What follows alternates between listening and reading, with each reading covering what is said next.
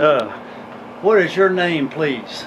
My name, Eugene J. Grimes. And what year were you born? December 8, 1924. December 8, 1924. Where were you born? Birmingham, Alabama. To O.R. Grimes and Bessie Mae Grimes. Correct. Where were they from? They came from York to Birmingham.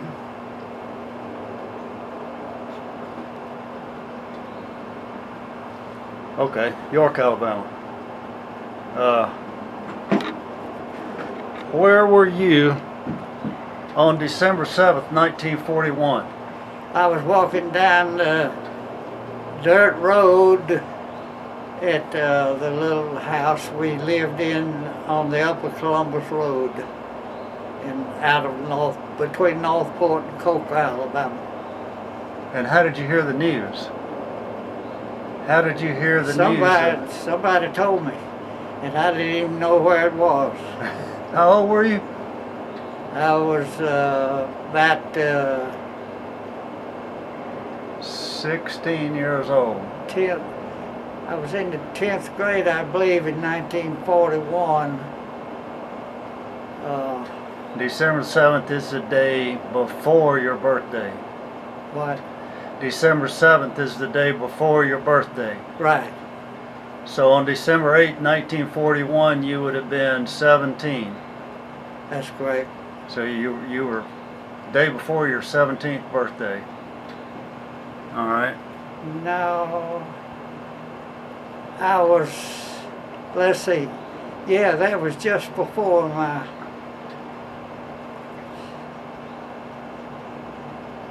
must have been 17th. 24, 34, 35, 36, 37, 38, 39, Yeah. 40. 41, day before your 18th birthday. Anyway, 17 or 18, figure that out. You were in 10th grade. 10th grade. All right. And you had an older brother named Alton. That's correct. Where was he? He was in the Naval Academy in Annapolis, Maryland. And I believe his was the class after Pearl Harbor happened. He was a senior, and his class graduated early because of the war. Correct. So he graduated probably in December or 1st of January in 1942.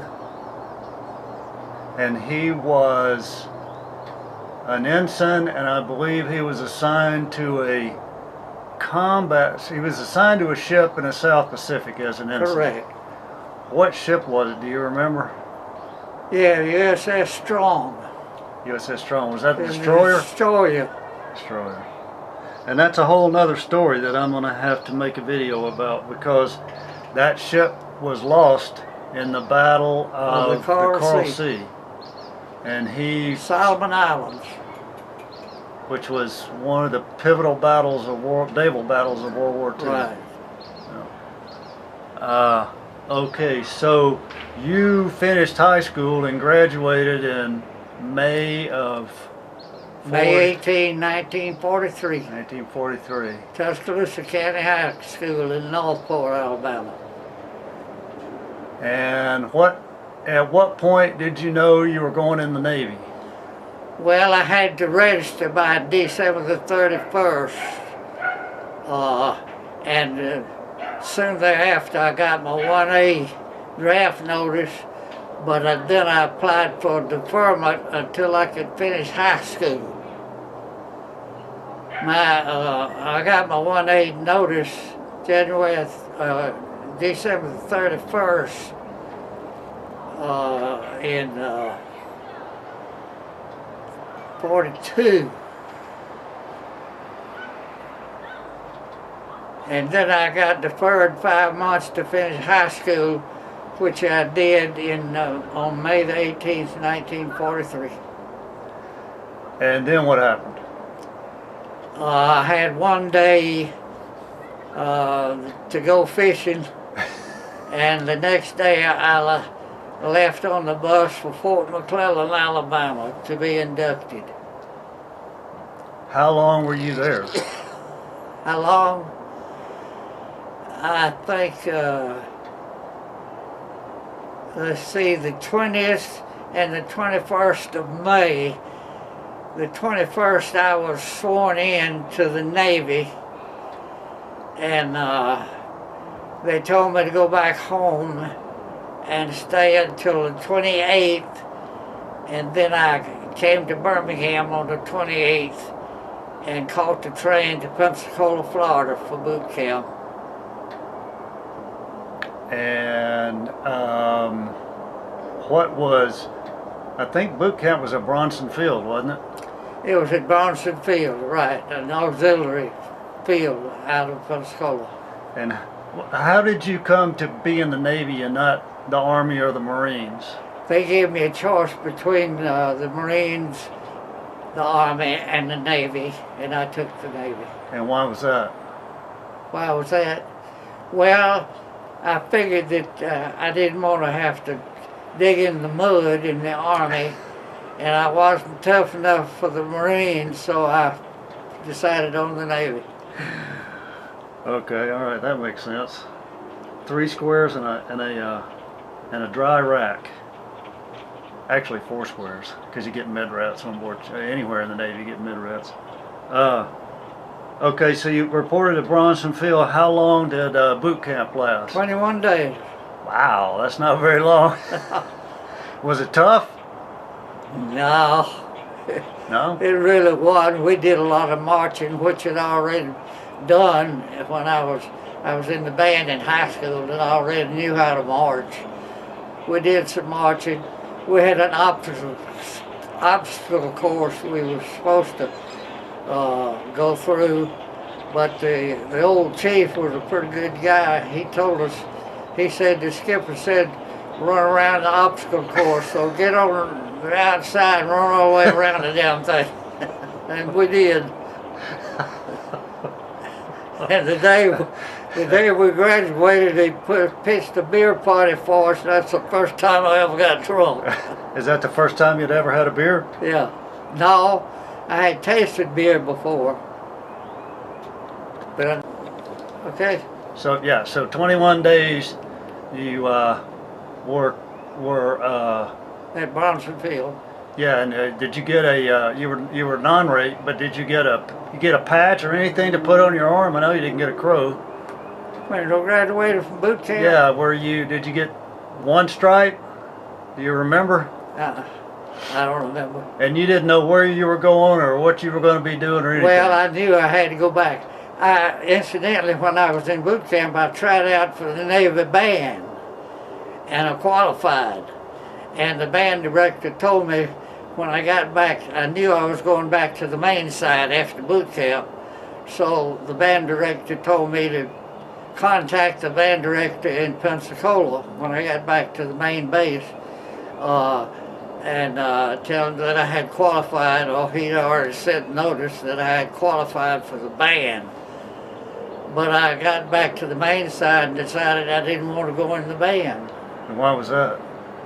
I don't know, it was just one of my quick decisions. I just didn't bother to go get in the band. And when you say main side, you mean the main base in Pensacola? That's right. That's what they call it, main side. Because they had several bases there. Main side, yeah. Okay, now, and for the record, how old are you right now? Now, I'm going on 94. Now you're 93 years old. Yeah. And this is January. You just turned 93 well, this is February now. December. Yeah, so you're 93 years old. So this is 2018 that we're making this video. Yeah. So you graduate Bronson, you graduate boot camp, you go to main side for further transfer, I guess. You're trying to. Well, somebody. back to the main side. They assigned me to the beach crew. What's that? That's where the pilots in training, they were flying SBDs. No, SO2U. Oh yeah, okay. The training, it's a Texan train on pontoons, what it is. It's got pontoons over it, it floats on the water. Okay.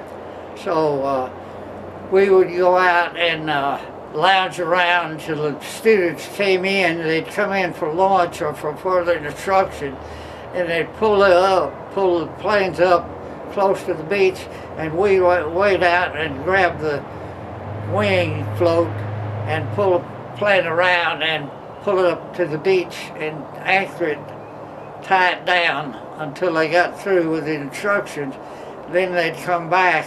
We'd string it back around so they could tax it out for further training. Right. We did that. I did that for about 2 weeks, and I applied for a 3-day pass, and I caught the train to Mobile to visit my cousin Jackie. And when I got back 3 days later, a guy came wheeling in on a bicycle calling my name, and I answered him, and he says, "Where in the hell have you been? We've been looking for you." And I said, "I had a 3-day pass. I went to visit my cousin." And he says, "Well, you report immediately to the transfer yeoman," and told me where to go. It was a big Quonset hut. So I walked down to the Quonset hut, went into the transfer office, and the guy looked at me and he said, "What did you apply for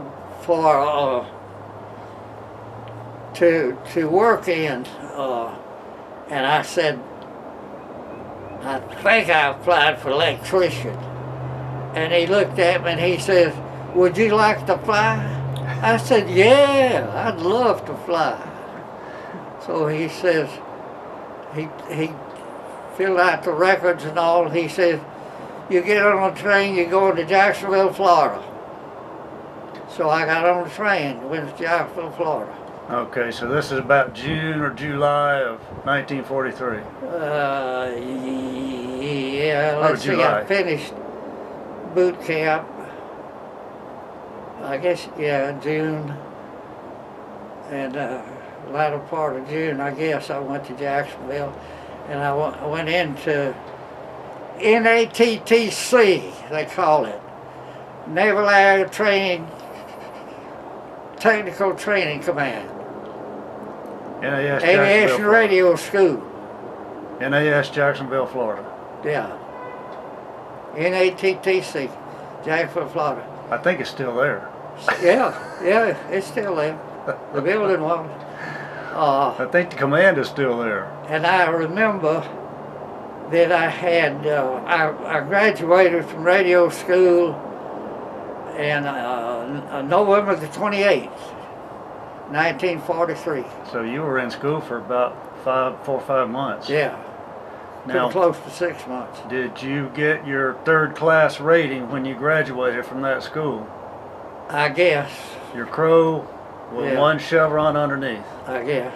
All right, so you were a petty officer 3rd class when you got out of that training school? Yeah, and Seaman. Call it Seaman 3rd class. Seaman 3rd class. And then I immediately went to radar school at the same place. That was only about 2-3 weeks.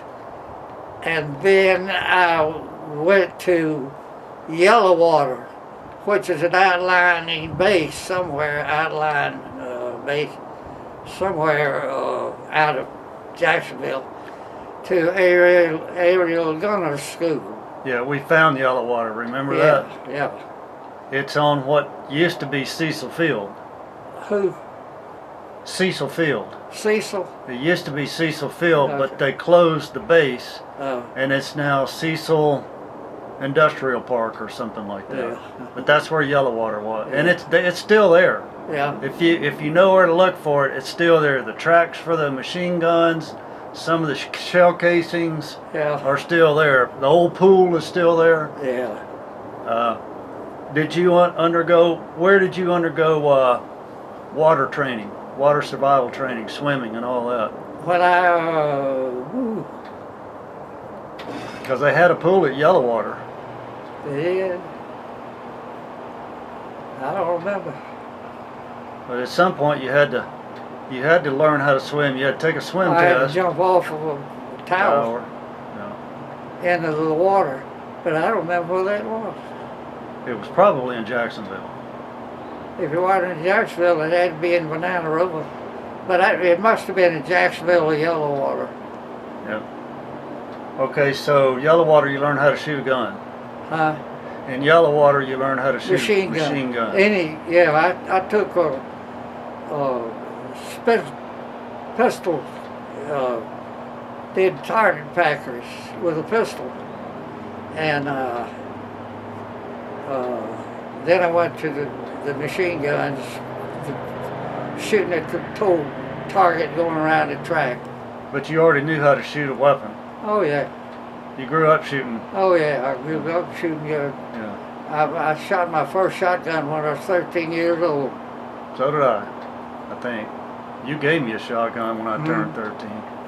You gave me a shotgun when I turned 13. I remember. I still got it. Yeah. Okay, so you did ground training for machine guns at Yellowwater. Yeah. When was the first time you shot a machine gun from an airplane? Did you ever? Probably after my squadron was formed. All right. So they okay, then that was right around December, January of 43, 44. Yeah, December or January of 44. So you've been in training for 8 months. Yeah. All right, so when I finished Yellowwater, I went to Banana River, Naval Air. And that's down at Cocoa Beach. That's on Merritt Island, across from Cocoa. And what'd you do down there? I think it's where Patrick Air Force Base is now. And what did you do there? That's where I started flying. They, when I left Yellowwater, they had 3 different airplanes that we were going into, different squadrons. One of them was an SBD dive bomber.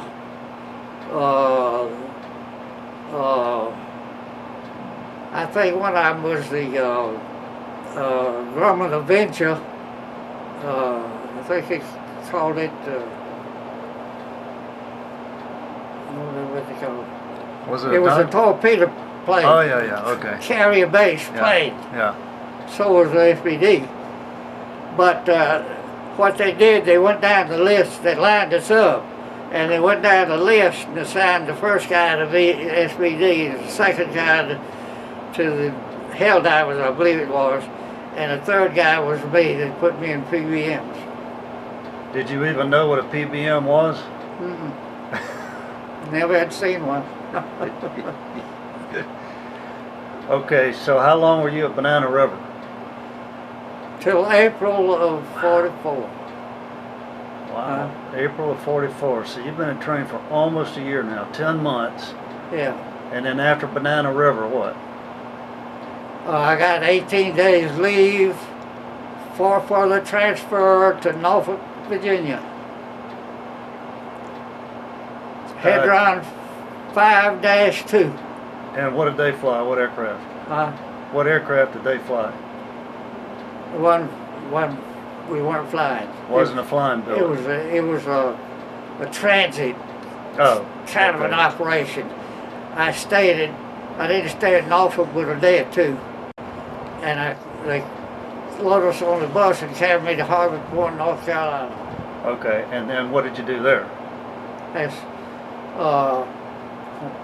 the first morning we mustered at 6 o'clock, and we were back off from, it was on Albemarle Sound, and the hangars and all, and the planes were up close to the water. Well, we were back close to the barracks, which was a block or two away, and we fell in from mustard, and the first guy's name they called out was me. And I walked up to him and he said, he pointed to the hangar way down there next to the water. He said, go down there to that hangar in the second door on the left. You have been assigned to,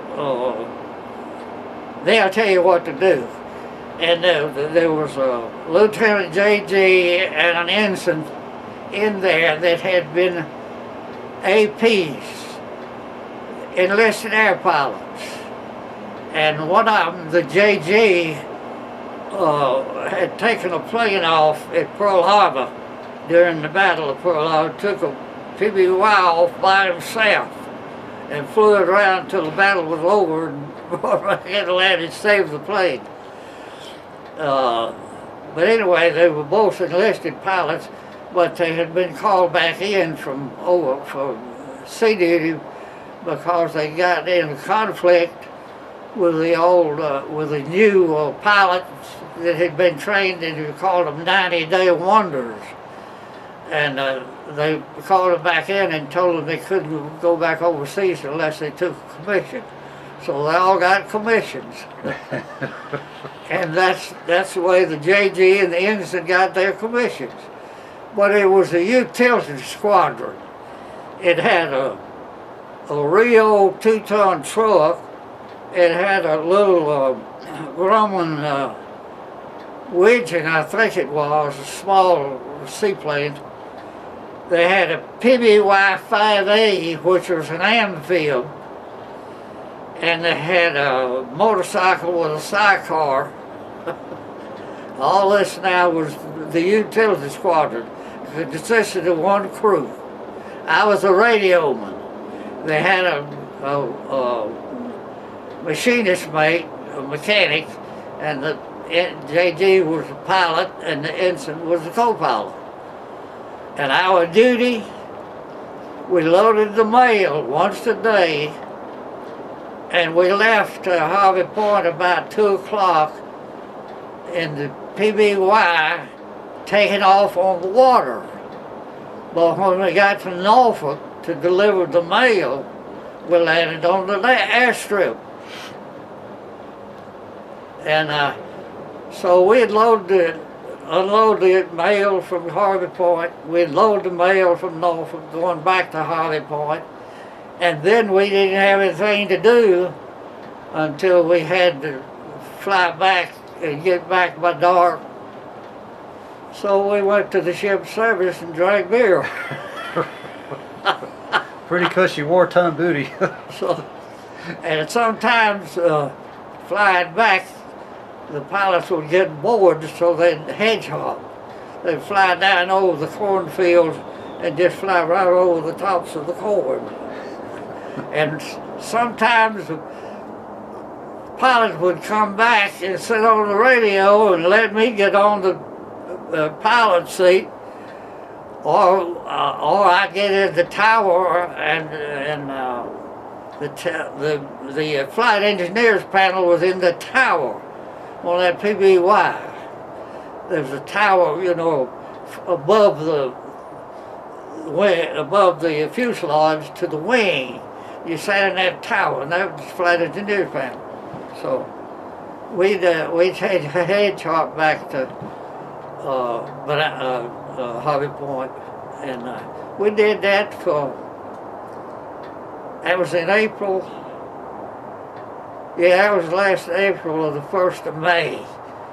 And we did that for a little over a month. And then they formed PB-27, which was a patrol bombing squadron.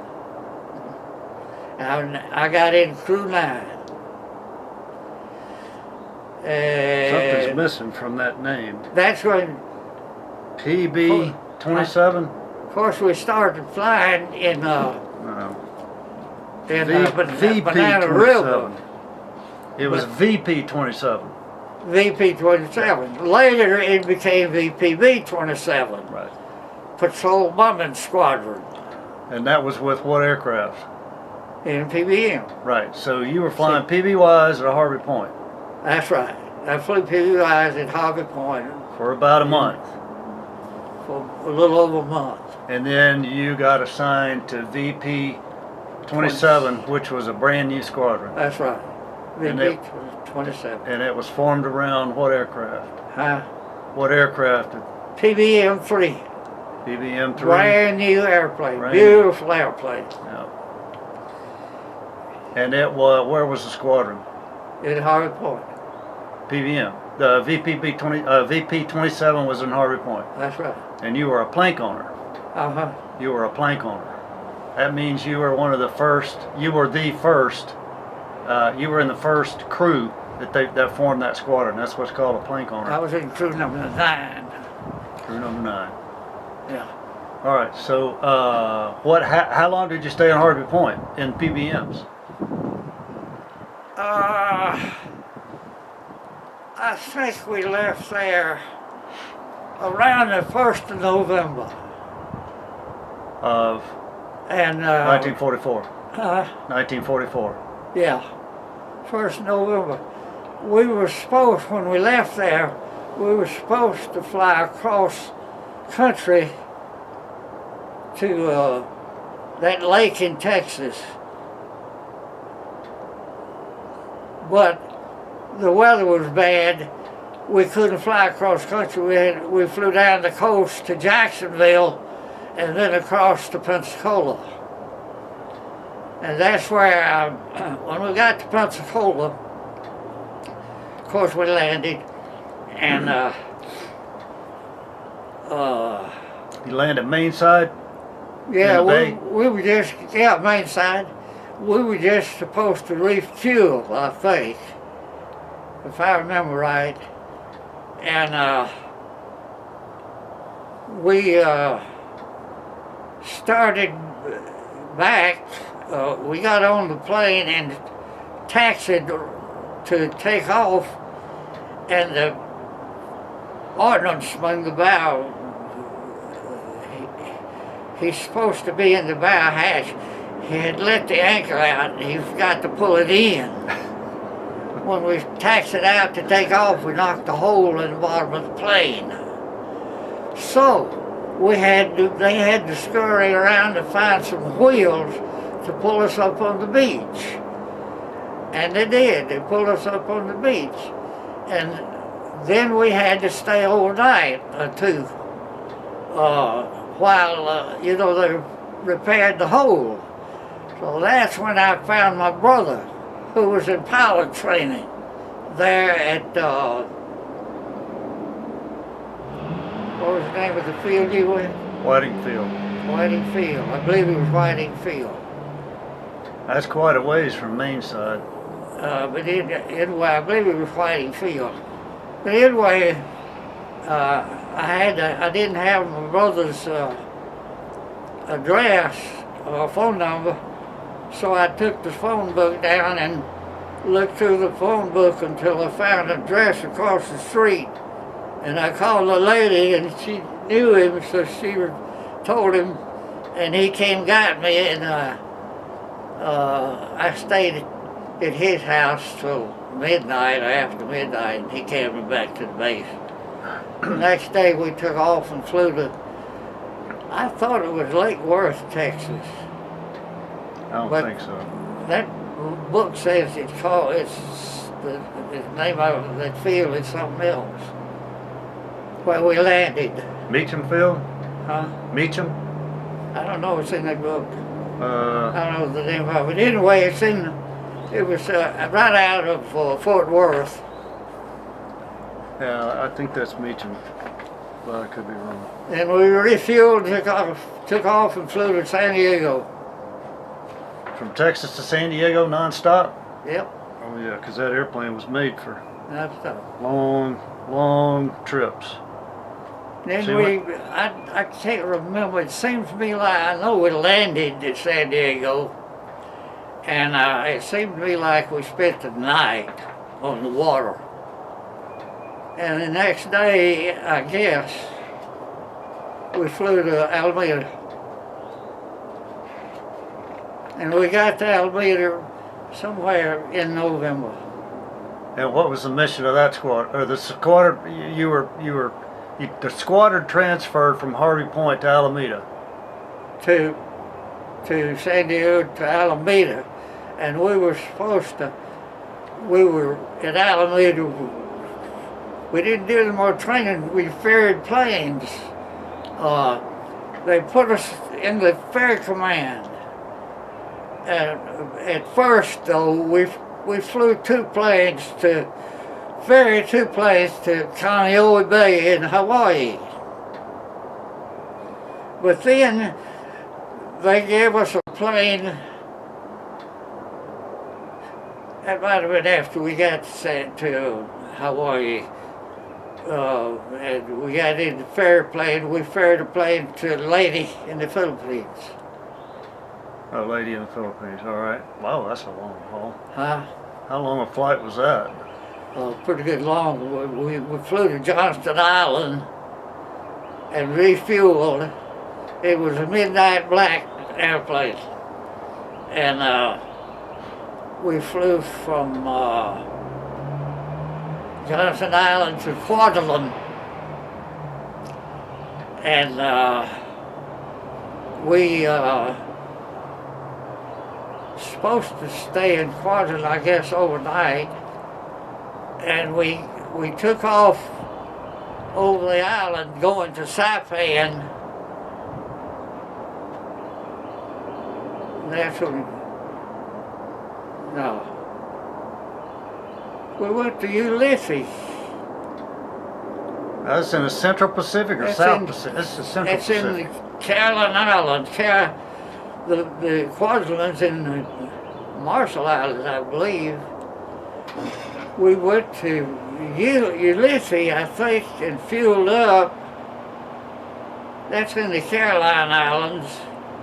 And then I guess we flew from there to Lady, I can't remember. All right, so you were ferrying a midnight black plane. The black PBM, yeah. Obviously for use for nighttime To surveillance. Lady. From Alameda. Well, I think it must have been from Kaneohe. I think we picked that plane up in Kaneohe. So you flew a squadron airplane to Kaneohe and then picked up the airplane to be transferred to a frontline unit. Did what? You flew a squadron airplane from Alameda to Kaneohe. Yeah. Or did you fly the brand Yeah. new? Did you fly? So and then you picked up the aircraft that was going to be transferred to a frontline unit in yeah, right. you But say, anyway, Philippines? when we took off from Kwajalein, we took off over the island and circled around and come back. This was after the ferry of the plane to Lady. We were already gone to Lady, and This was January of 1945, I think. I think that's right. No, don't get ahead of me. Right. I mixed up. We flew the plane, ferried the plane to Lady in the Philippines, and then came back and spent the night on Guam, and then flew from Guam back to Kaneohe. 22-hour flight. Obviously, all these islands had been secured by the Allied forces. Yeah, but what I was going to tell you was,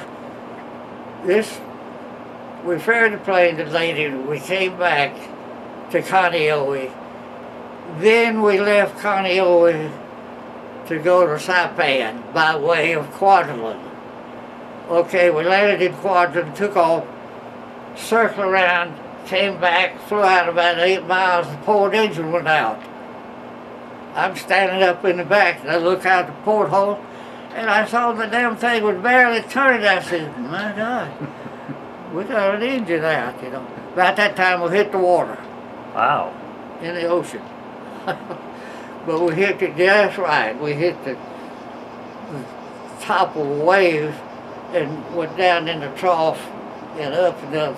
But when we went up like that, we knocked part of the tail off of the damn plane. So they had to send the boat out and drag us back to Kwajalein. And we had to stay there a week. We get 2 beers a day. That's all. That's not much for a sailor. For a sailor with nothing to do. But anyway, we got the plane fixed, flew to Saipan. Okay, this was in probably January. And then Iwo Jima, February 19th, the Battle of Iwo Jima, D-Day. We didn't leave Saipan, we stayed on Saipan. We were stationed on Saipan, and we had a lot of time off. I'd go over to watch the B-29s take off, going to bomb Tokyo, and I think I got on Tinian, which is an island next to Saipan. And but anyway, on February the 19th, D-Day, Iwo Jima, the Saratoga was there. The Saratoga got hit real bad at the waterline with kamikazes. It was almost sunk. It was listing real bad and leaving an oil slick real bad. So my crew flew sub coverage for the Saratoga when it went to Inuiatak. It left Iwo Jima crippled, you know. We flew sub coverage for it. You know, it was a dead duck, you know, for Jap sub, leaving all slick, listed bad, not moving very fast. We flew it to Inuiatak, and we spent the night on Inuiatak. At that time of the year, in the daytime, it's hot on Inuiatak. Well, in the night, you'll freeze your butt off. So I spent a miserable night, about to freeze to death. But anyway, we got away from there. This is a question I've got to ask you. It's my understanding after the war, they had atomic bomb tests out in that area. And my understanding is the Saratoga was still there and was sunk during those tests. I'm not sure. I need to know. Well, I can find out. I need to know. If that was true, they built another Saratoga. Yeah, the Saratoga I served on was commissioned right. in 1955. 85. 55. Huh? 1955. That was the third Saratoga in the U.S. Navy. Okay, that answers my question. The Saratoga that we escorted back to Inuiatak was in the atom bomb test. It sunk. And they built a new one, the third one. Yeah. That's the one you were on. Yes, it was born the same time I was. Same and year that's I was. when you called me to fly to Roller, Spain, and take the Tiger Cruise back to Jacksonville. Right. 1955? No. The ship was commissioned in 1955. Oh. We were on board ship in 1985. Thank you very much. Yeah. They answered my question. Yeah. So the second Saratoga was sunk during the atom bomb test. I'm not sure about that, but maybe. I'm sure it was. I know she was sunk somewhere, but I'm not sure where. That was during the atom bomb test. All right. I'm pretty sure that's right. And then it was the third one, the one you were on, was commissioned in 55, and then you came back to the States from Roller, Spain, with me aboard on the Tiger Cruise in 1985. in 1985. Right. Right. Okay, so go back to you were on Inuiatak, I think, or Tinian. You were on Tinian spending a cold night. No, I was on Inuiatak spending a cold night. Okay, Inuiatak. But then we flew back to Saipan. Were you sleeping on board the plane, or were you sleeping on the tender, or? No, I was on the land, on the base. You were in a Quonset hut? whatever, tent. I think it was a damn tent. And you had enough, it didn't have enough cover blankets to keep warm? Well, I really didn't freeze, but it was cold. It was uncomfortable. I remember, it made an impression on me. It was cold as heck. Yeah. But we flew back to Saipan. So I never really got, other than starting to Saratoga from Iwo Jima to Anahuac, I never really got in the Battle of Iwo Jima. Now, I was stationed on Saipan. How far away is Saipan from Iwo Jima? Huh? Well, anyway, don't answer that. The question is, did you hear any of the bombing or the shelling that was going on during the Battle of Iwo Jima? No. No. It's because you were somewhere else. Distance away. I don't know how far. All right. And you didn't fly any missions during Iwo Jima? Only Dumbo, but I flew out of Saipan. And a Dumbo mission is a rescue mission. So, in other words, my record doesn't show that I participated in the Battle of Iwo Jima. Right. But it does include the fact that I escorted the Saratoga from Iwo Jima to Anahuac. Right. And I got to put that in the record. Okay. All right. After Anahuac, what happened? After Anahuac, I got back to Saipan. And we flew Dumbo missions, 2 or 3 Dumbo missions, for the downed pilots that couldn't make it back from Tokyo. We took the B-29 pilots. Because they ran out of gas or they were damaged. Right, they ran out of gas. They ditched the plane. Right. And we flew out and picked them up. And you actually picked up aircrew doing that? I picked up one person, and I don't remember exactly where we picked him up, and I don't even. It was kind of hush-hush deal. I don't remember where we picked that guy up. I don't remember what his duty was. It was a mystery. It was a mystery mission, mysterious mission. All right. I don't remember who he was. I don't know where he was going or where he came from or whatever. And you picked him up in the open water, open ocean? Yeah. And did he have dive gear on or a flight suit on or what? Huh? What kind of equipment or clothing did he have on? Him? As far as I don't even remember. I think he had on regular clothes. I don't think we picked him up out of the water. I don't know where we got him. Do you remember ever picking anybody up out of the water? We never did. So you flew Dumbo missions, but you didn't actually pick anybody up. But the squadron picked up about 47, it says. All right, now how would you, in the open ocean, pick up a survivor in the water with that airplane? Huh? With a PBM, it's a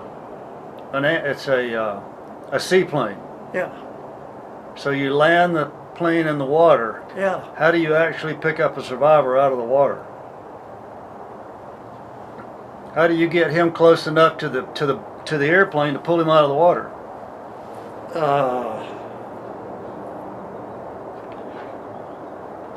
Do you remember? You didn't have a boat. You just had to pull up alongside of them. Well, we had a line. We could throw a line to them. We could throw a line out. You didn't have a swimmer inside the airplane. I had on a life jacket. No, but you didn't have a swimmer that jumped in the water to go get them and bring them back to the airplane. You just threw a line to them. What if they were injured and they couldn't grab the line? Well, somebody had to get in the water and Somebody had to go get him. All right. Yeah. All right. So after the Dumbo missions, what did you do? This was Saipan, right?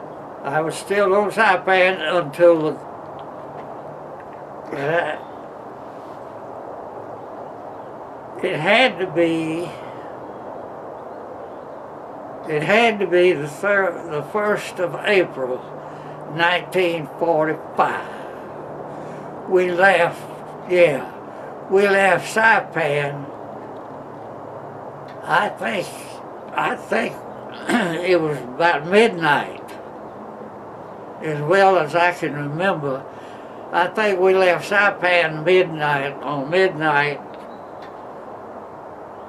of April the 1st, which was D-Day, Okinawa, which was also April Fool's Day, which was also Easter Sunday.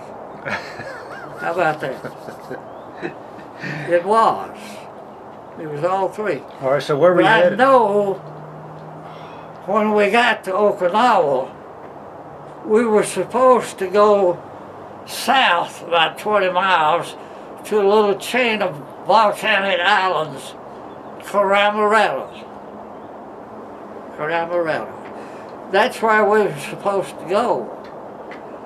But somehow or another, we didn't go to Caramarella. We saw this great, huge island, and we flew over the beach, and all of a sudden the co-pilot said, "My God, Mac, this is Okinawa. We ain't supposed to be here." The battle even hadn't started. That was the next day the battle started, wasn't it? No, or was it started on April the 1st. That same day it started. Y'all didn't see any ships in the water or anything? You know what? It might have been the day before. Yeah, it was the day before. It was the 31st of March that we flew into the island. And then next morning, we were flying sub coverage D-Day, April the 1st. That's what it was. That's the way it was. All right, so you're flying sub coverage. Did you see any subs? Subs? No, we didn't. Not on a little trip. In fact, I never picked up one submarine and the pilot goofed and we didn't get it. I had him dead to rights. We were flying dead towards it. And all he had to do was go down and drop a FIDO, which was a depth charge that followed the sound of the screw. And I'd got him, but the damn pilot decided he better fly off a few miles and turn around and come back and all. And I could see it on radar. Every time the scope would go around, it'd be less and less blip. Oh, it was on the surface? Huh? The sub was on the surface? Yeah, he was on the surface. He was just dead duck. He was on the surface. And I knew it was a submarine. I knew it was a Japanese submarine because we had IFF. You know, they send the signal and they send the signal back if it's friendly. No signal, no signal. I called the pilot, told him, I said, "That's a Japanese sub. Get him." And you told him the heading to fly? You told him a heading to fly. Did you give him a heading to fly? Hell, he was dead in the head. But it was at nighttime, It wasn't flew it? right over him, yeah. It was night. Okay, all right, so he didn't have to turn. All he had to do was drop a bomb, drop the FIDO. Dropped a missile. And he didn't do dropped it. the depth charge. That's That's all he had to do. He was afraid, he was friendly. Oh. He was a fraidy cat. Was this Mac? Huh? Mike Bradley, the head pilot. That was him? He almost got us killed a couple of times. He froze to the down yoke one time. We were taking off at Caramarella, and the plane got to Pulverson. You know, it wouldn't come off the water. Right. It'll do that if you're not careful. And the co-pilot rashly throttled it back. Mac Bradley was froze to the damn yoke. So what did he do after he pulled the power off? You did what? We took off. After that, we took off. Oh, Flew our mission. All right. And what was the mission that night? No, everything was. Sub coverage? That's when we got to be VPB. In Okinawa, they became the Patrol Bombing Squadron, VPB. Because the mission now was sub coverage. And bombing. Yeah, submarine search and destroy. Huh? Submarine search and destroy. Yeah. Submarine search, and we bombed ships. We got shot down bombing a damn ship. All right, all right. So you were doing patrols. That's another foolish thing he did. We had a 500-pound bomb and some several 100-pound bombs. So what does he do? He fly. You got to fly a long straight run on that PBM to the ship. It's a pretty big ship. Flew right over that sucker. He didn't drop the 500-pound bomb. He dropped the damn 100-pound bomb. And what was the reason for that? It was. Why didn't he drop the big bomb instead? I don't know that. That was my question. Why did he drop the big bomb on the first? They like to shot us down. They shot a hole in the damn oil tank on the starboard engine, but luckily it was up pretty high, and we still had oil to keep the engine running. And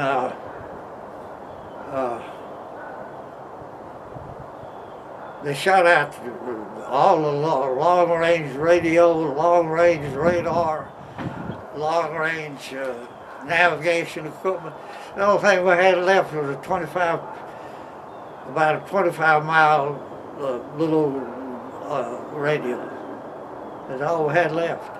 And we couldn't call the base, and we had several holes, big holes, in the bottom of the plane.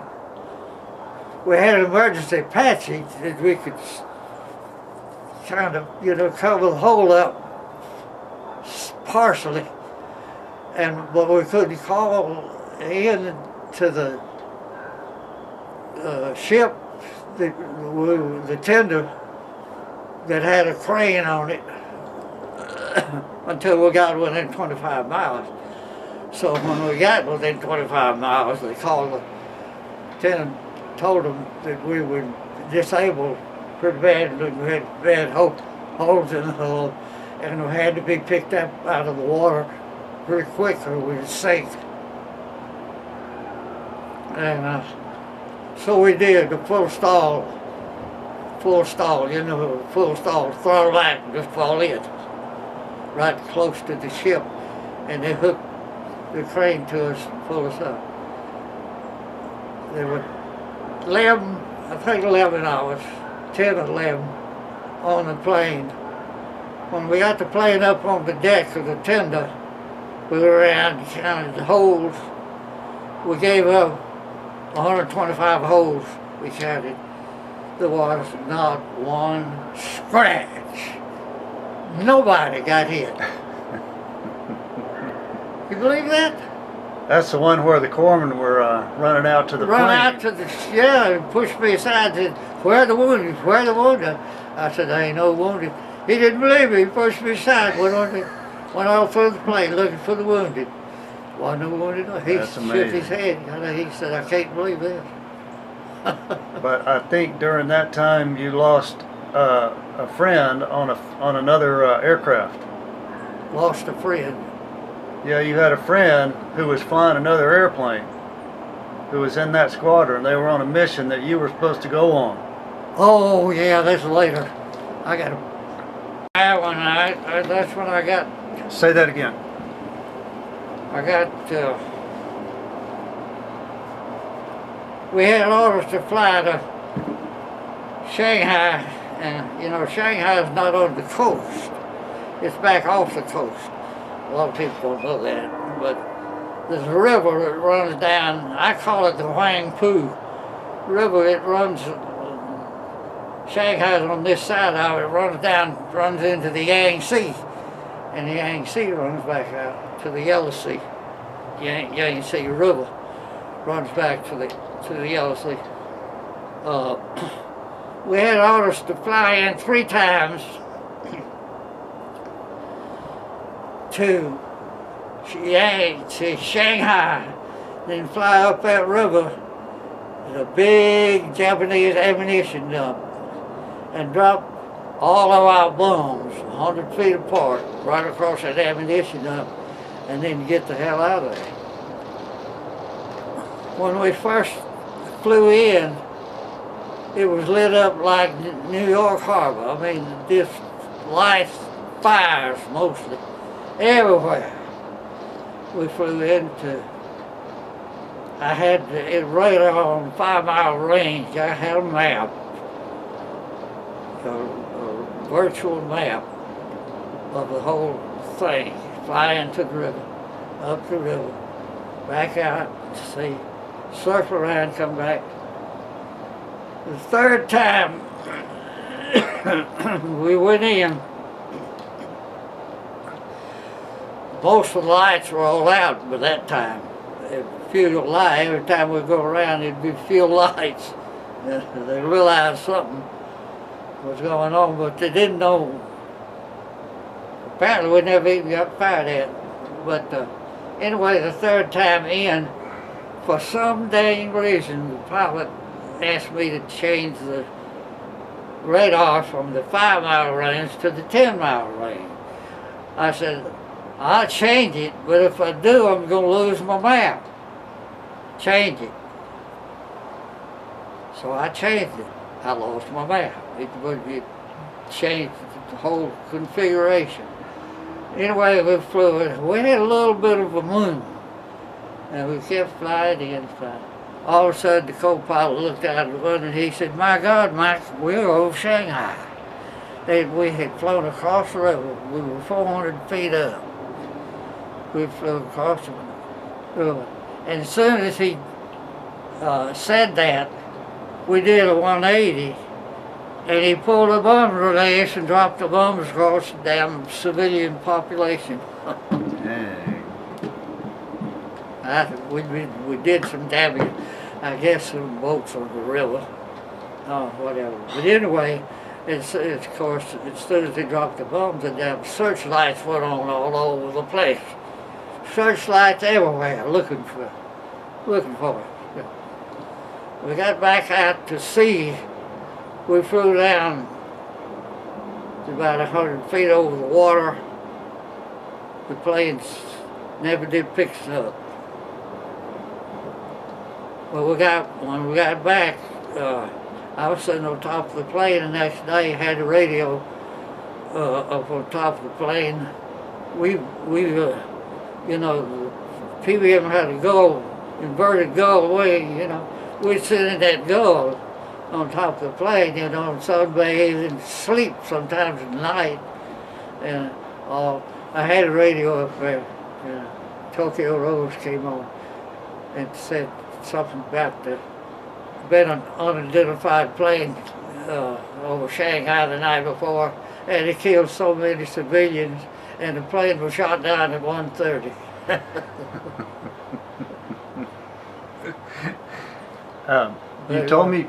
You told me a story about an aircraft from your squadron going out on a night patrol, and nobody ever came back.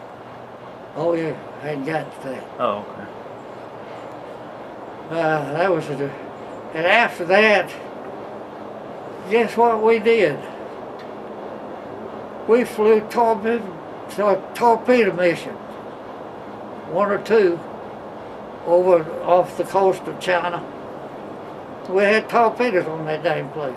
And where were you flying? Where was your base at that point?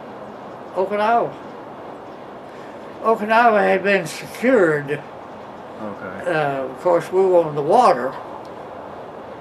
But Okinawa had been secured, I think, on June 21st. Okinawa was secured. So you were flying from Okinawa to Shanghai and back? Yeah. Without refueling? All our missions, wherever we were flying in, was from Okinawa. Without refueling? All night flights. So it must have been every other one was an all night flight. We alternated between the day flight and the night flight. Oh, well, that's good for the biorhythms. Huh? Well, that kind of gets you don't get on a regular schedule. No. You sleep one night and then you sleep the next day and then you're all screwed up. That's right. Sleep when you could. Now, did you know anybody that had, it sounded like Mac had a little anxiety, maybe had, I don't know, some kind of fear sometimes when he was flying, because he would do kind of strange things in the cockpit, drop bombs too early, not drop them on time, froze on the controls when he was trying to take off. Yeah. This wasn't the one that saved the PBY at Pearl Harbor, was it? No. That's a different group. So So it sounds like he had some different lives.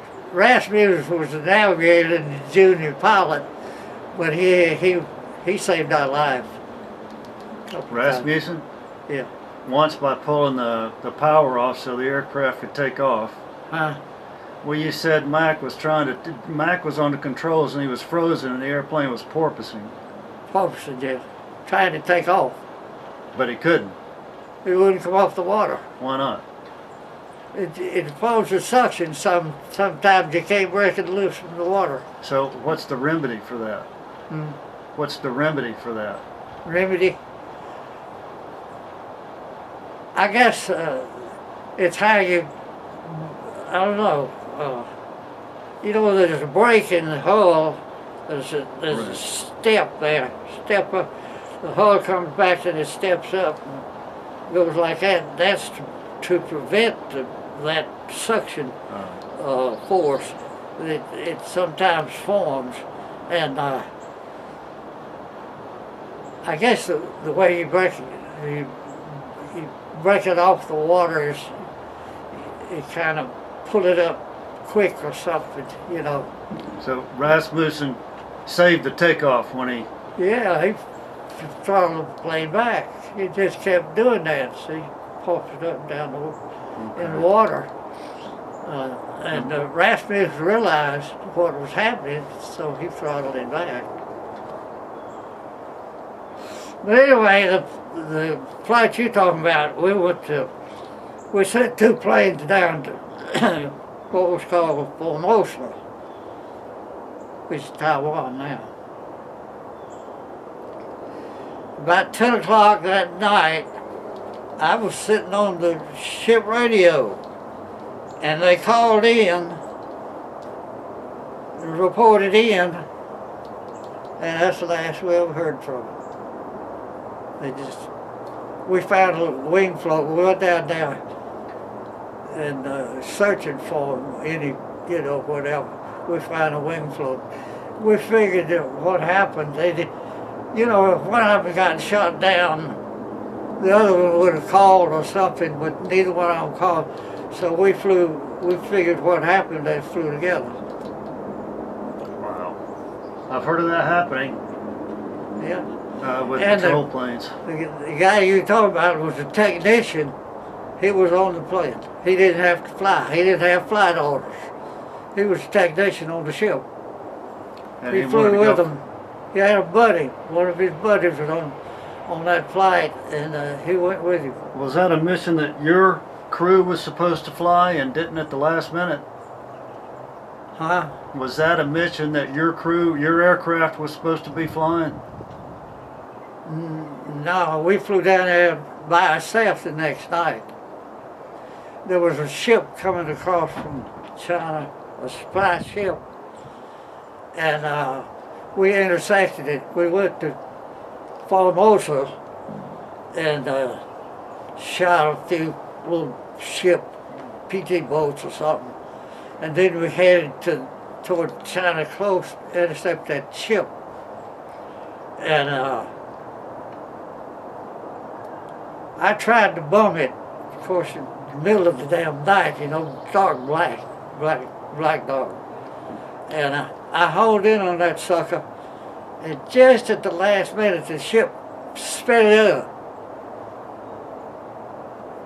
When we were coming in on it, there was a plane in the area. I picked him up on radar, and it had to be a jet plane. He was up above us. He flew up high enough. I couldn't turn the radar. Wouldn't go straight up. I couldn't pick him up. He'd fly up. Then all of a sudden, he'd get out of the back where I could pick him up, and he'd fly ahead of us. Whichever way we were going, he'd fly in front of us. But anyway, I honed in on that ship, and just I got pretty close, ready to haul up, drop the bomb. The ship sped up, and when he turned, he was going this way, and when he turned, I just in a split second, I should have said, "Turn right and drop." But then I thought, well, if I holler to turn right, he's going to turn that plane up like that, and the bomb might hit the wing float. So in that instant, I didn't say turn right. I just said drop it, and fell right behind him. Darn. If I'd have said turn right, I'd have hit that son of a bitch. What kind of boat was it? It was a supply ship. I say a supply ship, but he had guns, because when I was holding in on it like that, I heard a shell go by. I heard it. Oh, both those damn engines, I heard that shell. It must have been a big one. It must have been close. Those engines were loud, weren't they? Pretty loud. And you sat right between them. I still tell the VA that part of my hearing loss is due to that, but they wouldn't okay me. They give it. You should be a disabled vet and get money for that. Yeah. Okay, when was that? Mike, I'm the luckiest guy in the world. Yeah. 37 missions. 37 combat missions. Yeah. And you had a total of. Go ahead. Somewhere along the way, I got the DFC, and I got the Amarillo with a gold star. Which you're wearing. Second. Actually, I earned the third Amarillo, which doesn't mean a hell of a lot. But somewhere along the way, Congress changed the law. The DFC, you had to do something pretty heroic, to get a DFC. But somewhere along the way, somebody in Congress decided that they needed to award more medal or something. So they changed it now.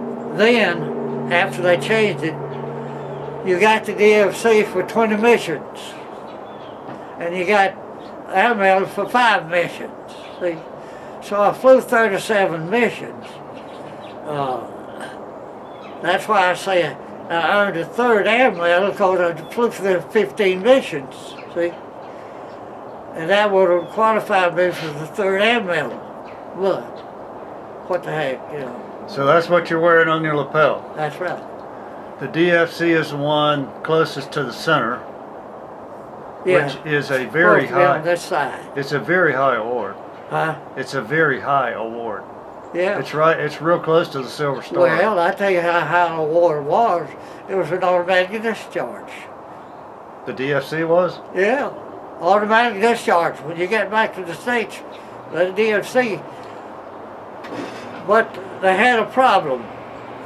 Somebody in Congress decided that was too easy. That was not enough heroic action to get the DFCs, so they held them up.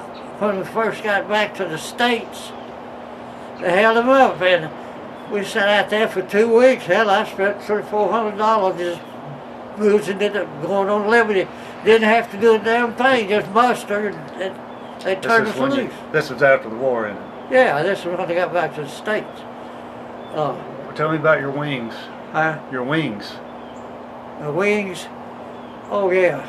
Well, I earned the wings just when I was flying. I was on flight steps. Well, there's two different kinds of aircrew wings in the Navy. Aircrew wings, yeah. There's two different kinds. There's aircrew wings and there's combat aircrew wings. There's an combat aircrew. You've got combat aircrew. Well, the 3 stars for the combat. Yeah. The 3 stars were air, sea, and land. That's right. So you had engagements over air, sea, and land. That's right. All 3. That's right. So what happened after Okinawa?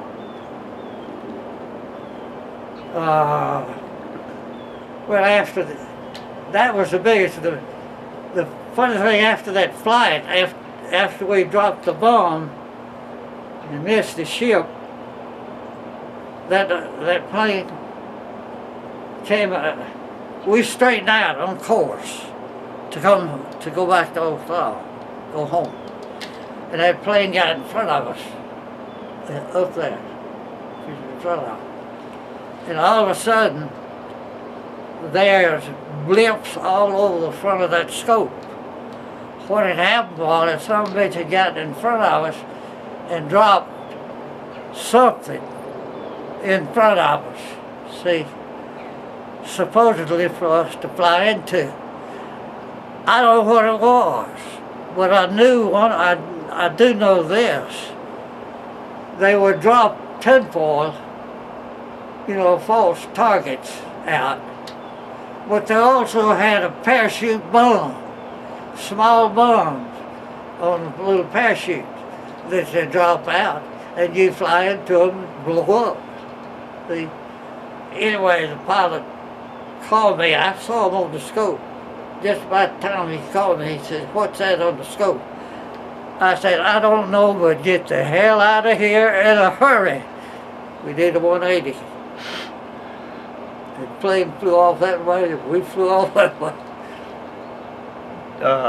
Did you ever shoot the machine gun at a target? Oh yeah, oh yeah. Did you ever shoot anybody down? The plane? No. Never But you shot the gun at, you shot the machine gun at various targets during your combat. Stationary target, yeah. Ship, we shot at several ships, bombed them, and radio stations. There's a little island off the coast of China. We shot it up pretty good. Oh, I didn't know that. Yeah. Was that daytime or nighttime? This island is the daytime. That was a daytime mission. All right. Yeah. So what came after Okinawa? Huh? What came after Okinawa? Well, we weathered two typhoons in the meantime while we were there. And one time we happened to have the JATO on board, just happened to have it. The typhoon came out of the Philippine Sea, and it was headed to miss us, but it changed and came toward us. And you were on a mooring? Huh? The plane was on a mooring? Right, we were on mooring. But anyway, they ordered us to take off if we could get off. And we happened to have the JATO, so we had about 12-foot swells in the water, I mean, it was pretty damn rough. We stopped we got barely got off the water. I mean, we barely got off had enough flying speed to get off. When we did, we stopped the JATO. It pushed us on that jet propelled. We flew to Sasebo. No, we flew to Nagasaki. This is after the war. The bomb had been dropped. Now, where were you when they dropped the bomb? Okinawa. You remember it? Oh yeah. We had to go ahead. We flew up there the week after. To Japan? Huh? Yeah, we flew to Nagasaki and Hiroshima both.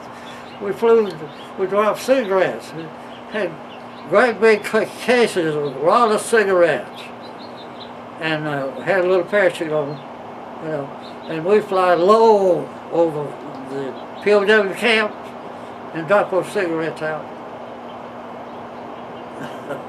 And the POW said thank you one time. Yeah, they wrote thanks, took off their skivvy shirts and wrote thanks, very big letter. Okay, got back to Alameda. And like I say, they held us up because they in the process of trying to figure out whether to change the way the DFC was an automatic discharge. So they held it up for a couple of weeks. Finally, we got disgusted. He mushed us one morning, and one of the guys spoke up. He said, "We want to know something. We're back in the States. The war's over. we're supposed to be going home on leave or supposed to be getting out or something. And the old guy that was mustering us said, I'm going to send you home, and I don't give a damn whether you ever get out or not. Oh, because he was frustrated too. Yeah, he's frustrated too. So, I caught the train, came across, went to LA first, I think. Or maybe San Diego, I can't remember. I took up with a girl on my damn train and started to get off to spend the night with her, but I changed my mind and stayed on the damn train and went to Dallas and caught the bus to Paris, Texas. Paris, Texas, where Aunt Laura and Uncle Ho were living, and that's where I spent my 21st birthday with Aunt Laura and Uncle Ho. When I got home, I had my papers read 30 days, FFT, Alabama. Supposed to go back. But I had to report to the recruiting station in Birmingham after my leave was up. So I said, well, I took my damn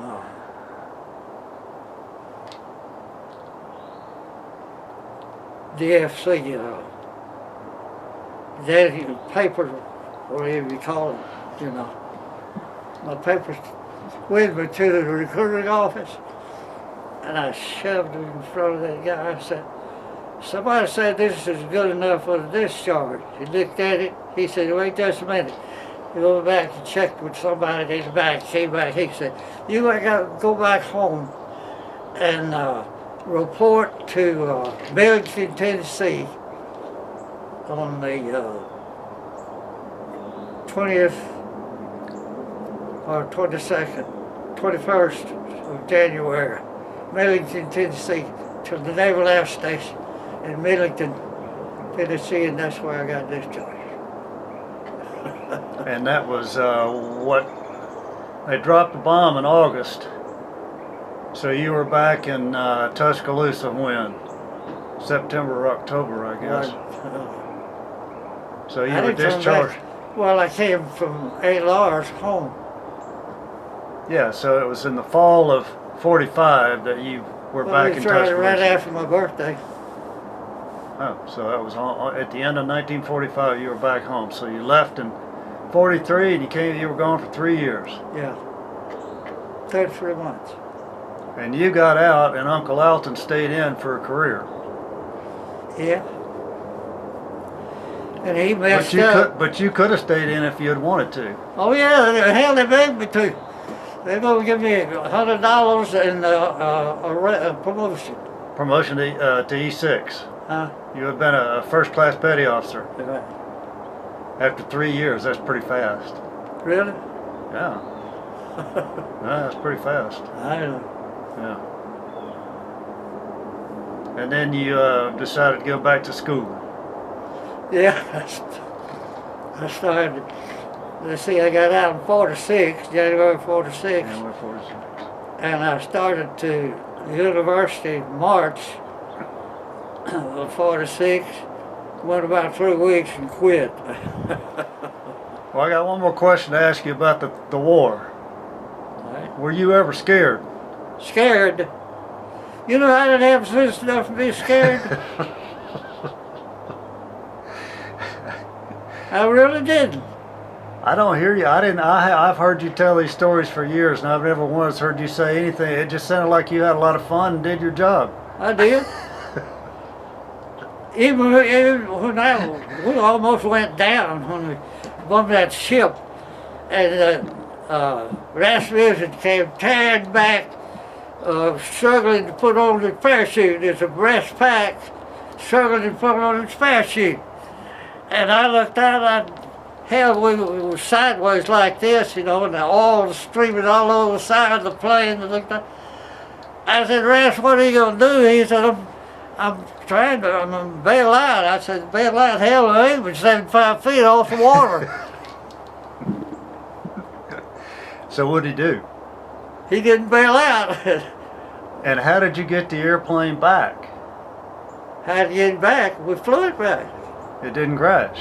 No, it didn't crash. Did you ever get any more altitude than 75 feet? Yeah, oh yeah.